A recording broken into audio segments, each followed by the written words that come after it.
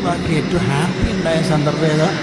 ഏഴാനാകാശവും കടന്ന് അള്ളാഹു കണക്കാക്കിയ സ്ഥലത്തെത്തി അള്ളാഹുവിനെ നേരെ കണ്ണുകൊണ്ട് കണ്ടു. ഉടനെ സംസാരം തുടങ്ങി. അത്തഹയ്യാത്തുൽ മുബാറകാത്തു സ്വലവാത്തു തയ്യിബാത്തു ലില്ലാഹ്. സർവ്വസന്തോഷങ്ങളും പുകഴുകളും അഭിവാദ്യങ്ങളും എൻ്റെ പ്രിയപ്പെട്ട റബ്ബ് അള്ളാഹിനെ തിരിച്ച് അസ്സലാമു അലൈക അയ്യുഹൻ നബിയ്യു വറഹ്മത്തുള്ളാഹി വബറകാതുഹു.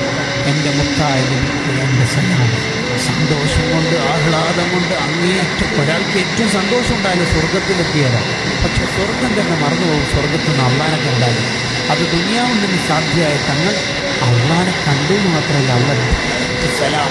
ആ സമയത്ത് മടക്കുന്ന സമയത്ത് അള്ളാനോട് മുട്ടുന്നത് ഞങ്ങളെന്താ പറയുന്നത്?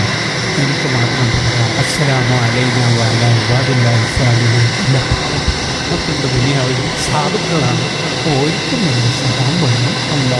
അപ്പോഴും നമ്മളെന്നെയാണ് മനസ്സിലാക്കുന്നത്.